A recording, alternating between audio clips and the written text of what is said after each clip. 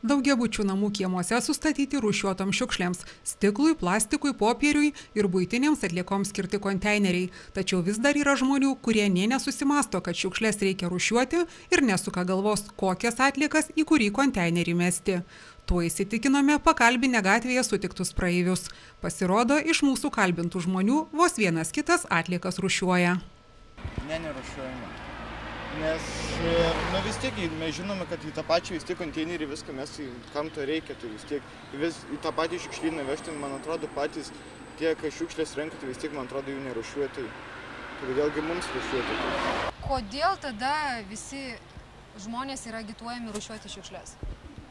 Nes, pavyzdžiui, iš stiklo galima daug dar ką nors padaryti ir iš plastiko galima ką nors kito padaryti, ten, pavyzdžiui, perdirbtą stiklinius butelius ir padaryti kitus, ir iš plastiko galima daug ką padaryti, tai va gal dėl to.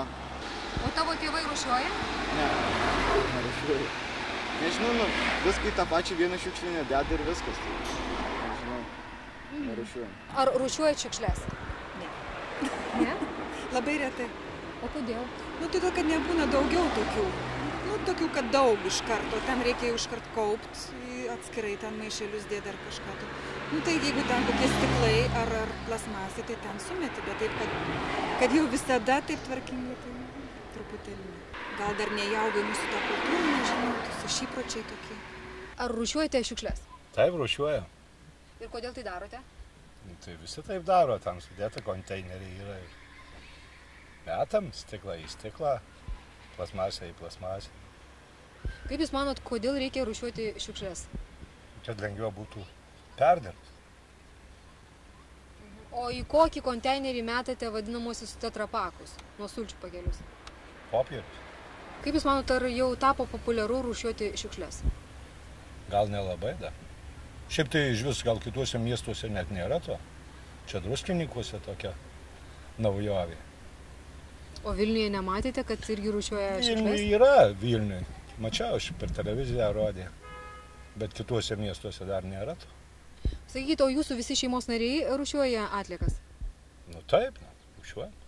Kas daugiau rūšiuoja atliekas? Ar jaunimas, vidutinio amžiaus žmonės, argi visgi senjorai? Aš galvočiau vyresni, jie vis tiek gyvenimo patirties turi ir gal daugiau pamasto apie tai.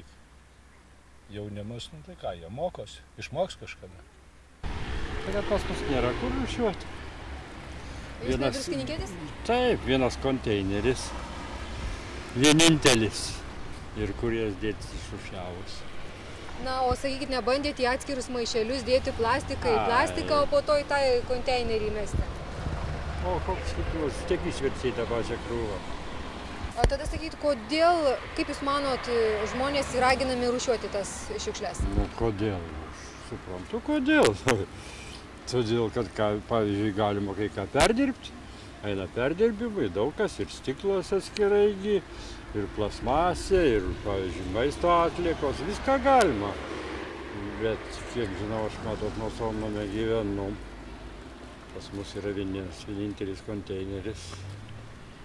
Ir nėra jokių sąlygų, pavyzdžiui. Mes neatvykę atvažiavę į sanatoriją. Tai mes šiukšlės išmetam į konteinerį. O namuose? Surūšiuojam.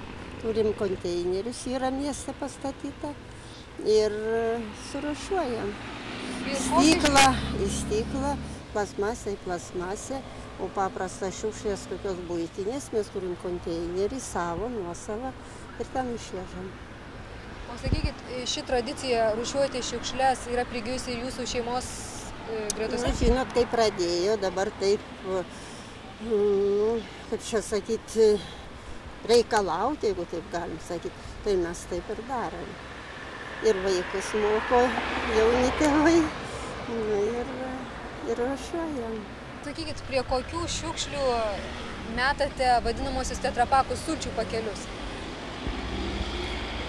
Mes išmetam tos sulčių pakelius ir metam prie paprastų šiukšlių. Gal ir teisingai, taip ir buitinį. O ar teisingai, neteisingai, nežinau. O jūs žinote, kad reikia būtinai atskirti ir nusukti plasmasinius dangtelius? Tai nusuka į plasmasę tada.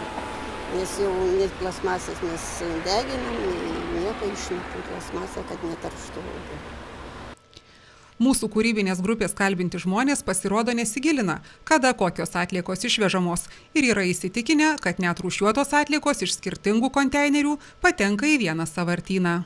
Tuo tarpu Druskininkų savivaldybės administracijos, architektūros ir urbanistikos skyriaus vyriausioji specialistė Ilona Sakavičiūtė patikino, kad kiekviename konteineryje sukauptos atliekos išvežamos atskirai ir yra perdirbamos. Galiu patikinti, kad visos išrūšiuotos atliekos yra surenkamos atskirai. Atskirai surenkamas plastikas, atskirai surenkamas popierius ir atskirai surenkamas stiklas.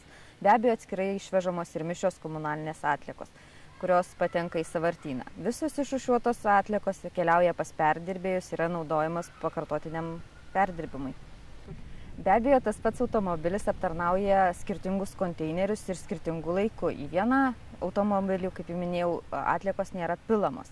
Galiu patikinti, kad visos atliekos yra surenkamos atskirai ir negali būti surenkamos bendrai į vieną konteinerį, kadangi tai yra užtikrinta atliekų tvarkymo taisyklėse ir valstybinėme strateginėme atliekų tvarkymo plane.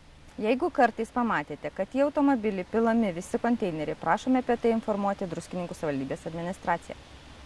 Nors žmonių rūšiuojančių šiukšles vis daugėja, dar daug yra abejingų juos supančiai aplinkai piliečių. Pastariesiems vertėtų susimastyti ir pagalvoti, kokioje aplinkoje ateityje norės gyventi patys ir kokioje norėtų auginti savo vaikus ir anūkus. Suskaičiuota, jo gaminant popierių iš makulatūros, kiekviena tona perdirbto produkto vidutiniškai išsaugotų 17 medžių, sutaupytų 27 000 litrų vandens bei elektros energijos. Stiklą galima perdirbti daugybę kartų, dėl to jo kokybė neprastėja. Gaminant stiklą iš duženų sutaupoma apie 25% energijos, 20% mažėja oro tarša, 50% vandens tarša. Perdirbant plastiką, aplinka apsaugoma nuo pavojingo taršos šaltinio. Grunte jis nesuirtų daugybę metų, deginant jis išskirtų taršius organinius junginius. Gaminiams iš perdirbto plastiko sunaudojama daug mažiau energijos nei gamybai iš pirminio šaltinio – naftos ar gamtinių dujų. Vakarų Europos valstybėse į sąvartynus patenka iki 30–35% komunalinių atliekų, o kita dalis surūšiuojama ir grąžinama į gamybą arba sudeginama. Tuo tarpu Lietuvoje perdirbama arba sudeginama vos 7% šiukšlių, o reikėtų perdirbti ar sudeginti net 50% visų atliekų.